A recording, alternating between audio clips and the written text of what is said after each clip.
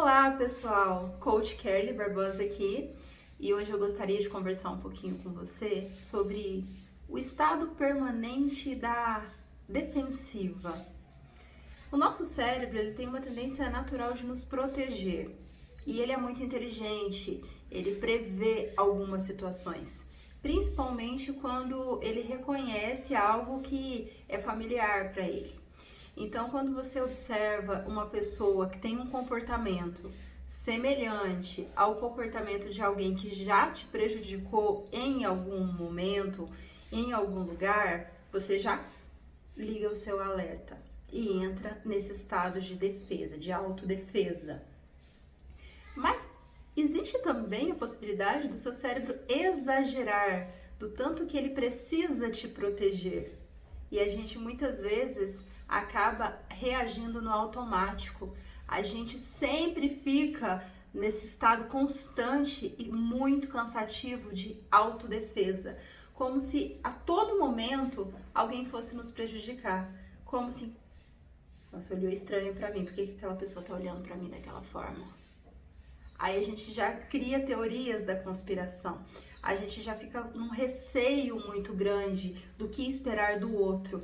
E o prejuízo das relações são absurdos quando a gente entra nesse estado. E ele acaba internalizando tanto que a gente não observa, passa a ser o nosso natural. E isso é muito triste, porque a gente perde a oportunidade de conhecer pessoas incríveis, de viver experiências novas, a gente perde a oportunidade de aprender com o outro. Por quê? Porque eu reconheço naquela pessoa características que me ativaram gatilhos, que me lembraram outra pessoa. Então, opa, não, mas eu sei, quando um chefe vem falando comigo dessa forma, é porque ele quer tal coisa. Então deixa eu ficar esperta. E assim, o nosso corpo reage muito antes da nossa fala. O corpo fala também, mais ainda que a nossa boca. Então, chega o seu líder pra você e você já joga o seu corpo pra trás, você chega a fazer assim com as mãos em alguns momentos, ou fecha os braços assim para se proteger, e você ali perde uma grande oportunidade, porque você também passa esse recado na sua comunicação de que você não confia e as relações ficam estremecidas.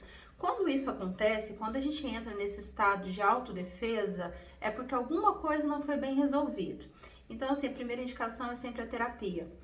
E a outra indicação é que a gente procure se conhecer o máximo para entender por que eu reajo dessa forma, o que mexeu comigo, como que eu posso mudar o meu padrão de comportamento, né? O famigerado mindset, que nós coaches assim adoramos falar de mindset, como que a gente pode fazer essa transformação de mentalidade? E isso a gente consegue se observando, traçando metas, pensando, olha, a partir dessa semana eu vou mudar o meu padrão. Porque se hoje eu ouço o que o outro está dizendo para me defender da fala dele, para responder a mensagem dele, a partir de agora eu vou escutar para entender. E isso é uma mudança muito grande, é uma quebra de paradigmas. E é algo que as pessoas têm feito pouco, porque eu já estou num contexto de insegurança, eu já fico prestando atenção no que o outro vai dizer, assim, mas escolhendo palavras-chave para saber o que eu tenho que responder para me proteger. Como se eu tivesse num campo de combate mesmo, gente. Que triste, né? Viver assim nessa eterna batalha. A vida já tem tantas lutas, você ainda vai buscar mais lutas porque você não confia em ninguém à sua volta. Acho que ninguém merece viver assim.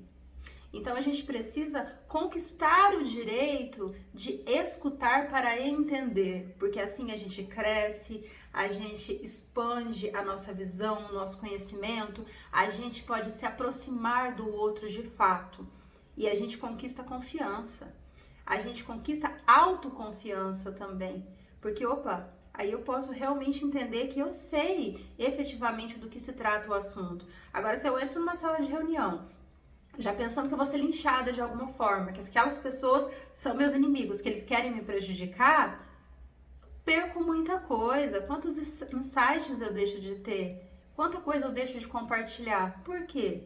Porque eu não estou ali de fato. Eu estou numa alucinação interior de proteção. Kelly, mas o que você pensa em relação a isso? Como assim o que eu penso? Né? E às vezes a gente faz isso sem observar naturalmente. É desse jeito.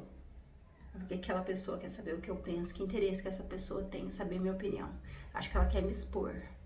Acho que essa pessoa tá perguntando por que eu penso como eu penso, porque ela vai pegar alguma frase minha para me prejudicar. Gente, talvez fosse aquela sua oportunidade de se vender, de mostrar o seu conhecimento.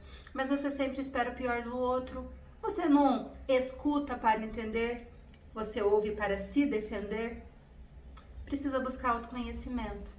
Quando a gente se conhece, fica mais fácil também entender o perfil do outro, fica mais fácil entender as diferenças, respeitar, entender o tom de voz.